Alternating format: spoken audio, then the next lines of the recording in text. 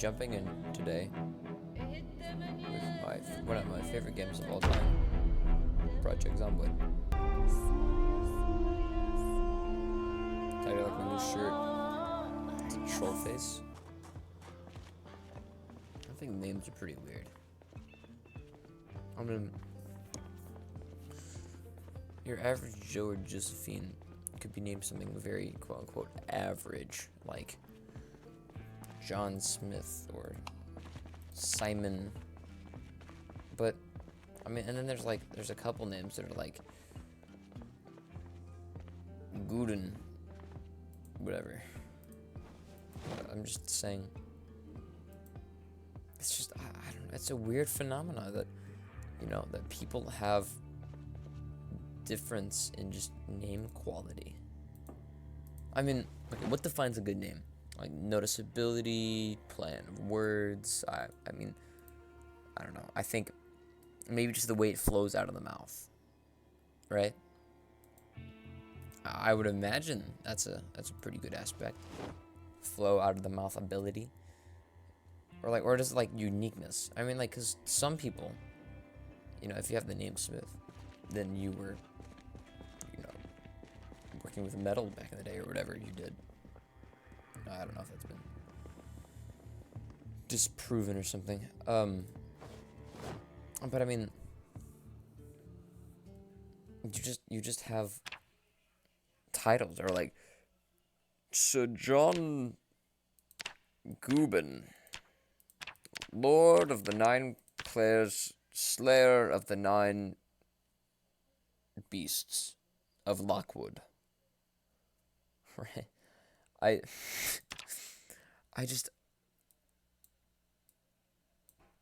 don't get it. Like, does that make a good name, the amount of titles? Because, I mean, it's very based on what culture you're in. I think that's a really big determinant. Because, you know, having a very common name myself, a lot more people point out very common names than elaborate names, because no one either wants to A, mispronounce elaborate names, B, offend the person with an elaborate name, or C, just make a complete ass of themselves. I mean, come on. I don't want to do that either, but at least, like, appreciate someone's, like, if your name's like Alan and Hara, right? People just call them Al or Alan. You just shorten it up to make a thick nickname, as long as it doesn't flow out of the mouth properly. There's another strange thing. Male pattern baldness. I mean, one set time, like, okay, first things first, we have genetics that allow us to have hair, right? Keep us warm, sense things, I don't know, whatever you need hair for. Now, secondly, for whatever reason, due to, like, genetic, like, selection, it's just been, like, there's a lot of male pattern baldness. Now, I mean, I don't know about you. I don't really see anything about bald people really appealing. Oh, not like the character, but just like having a bald head doesn't make someone look any better. Like, I would imagine the people who have a thing for bald heads are the very same people who have the thing for like buffoons. Have you ever seen that? You know, like the kind of people. I was watching this like video on it a while ago, like weird things. It was like a Netflix documentary, like weird things on planet Earth or whatever. And there's this one where this person was like loved the squeaking sound of balloons and just how they felt and inflating them, and that little knitted that after you tie off, you know, to make them stay inflated. Someone just like liked that stuff. They get like all like, up and over for it, if you know what I mean. I don't get it. I don't know how you would fare, or I would fare. I would hope I would fare well in this kind of apocalypse. Simply for, I'm not one of the people who have been asked, what would you do in the zombie apocalypse? Let's say, kill most of it, run away. I would hope I'd fare well.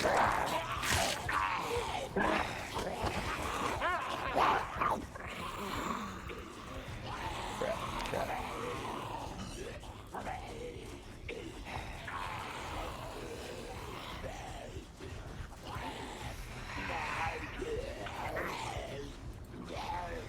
I would hope my critical thinking and my quick reaction time and my southern wit, good Bennett, that I would be able to, fare decently well when it comes to stressful survival situations. I mean, yeah, I was going back to what I was saying. I think our country as a whole, however, or just like the world in general, would probably not stand that well in a zombie apocalypse. I'm thinking about come flu season, how most people act. Like, they're in class and they're coughing up a storm. They're just like, have that dangling glob of mucus in the back of their throat. And they're just, oh, I'm fine, guys, let's continue to class. I don't know if that's just based on the pressure of, like, schooling or something. But, trying to hide your sick, you would definitely hide your zombie bite. If it is a purely pressure-based thing, and people would, only hide their sick because school, then I think there's no larger pressure than life or death. Sometimes I wonder if we're just all doomed to obscurity.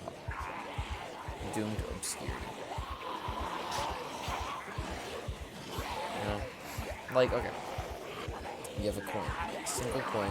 It's not important to you. It's just a singular coin. Lose it, leave it in your pocket, goes in the wash, whatever. And it's been lost to obscurity. It's in your mind, in your sense. Now, what about something a lot more important, like a human life? Oh wait, there's 8 billion. Here's just another coin. I mean, let's just say you get 50 coins, right? 50 coins is a lot of coins. You wouldn't mind missing a couple as long as you're not going to make a huge purchase with those coins. So what do you do when those coins that you got, you lose one in the wash? You don't sweat it. Now what happens when you lose 8 billion? 8 billion people, right? You got 8 billion people. What do you do? You do nothing. Right? I mean, I know I sure as hell wouldn't super stress about it if it's just another random person. Isn't it like 12,000 people by a second? I mean, that's awful. I mean, it's God-ridden awful.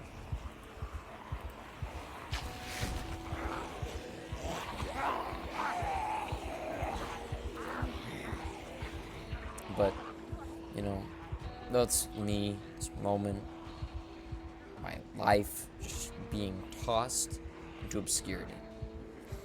Name that one 18th century woman who decided to take a bath in a lead tub and died. Right? I don't know her. And if you did, you'd be creepy. You'd be too much of a history nut. Yeah, that was just like white shirt, blue pants. That'd be a pretty good Halloween costume. I just need to, shift a couple pillows, get a little.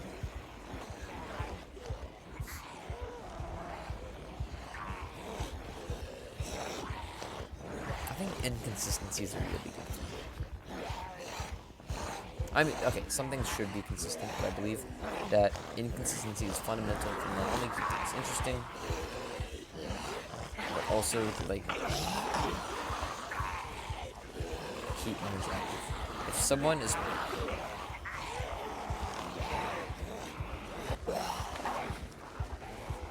I'm gonna become a zombie, aren't I?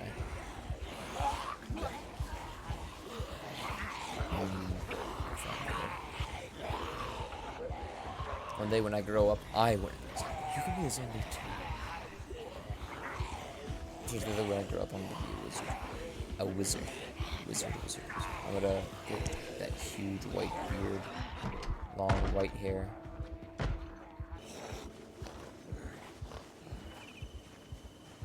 You know who's really bad posture? Men I Trust, like the band Men I Trust. Looking at a video of them, like, in studio recordings. I enjoy their music. And I was looking at it and they were hunched over. I mean, they could play the instruments really well. Don't get me wrong. You know, try so hard to stay alive, and the next thing you know, there's a zombie. Oh, the tragedy.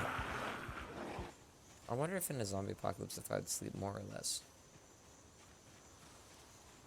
I mean, you'd want to stay alert. Then again, you don't really have much to do throughout the day. And you don't want to use more energy than you have to. So you'd sleep. But when you're asleep, you're you're most vulnerable. I mean, I don't know about you, but I'm a point sleeper. I don't wake up for the world. The world wakes up for me. Just ask Gus. You don't want to face off against me. Stress eating. You know that? Oh my god, that'd be a terrible thing to have in the apocalypse. Stress eating, just in general. You know, you're like. I mean, first things first, it's the apocalypse. What aren't you stressing about? And then secondly,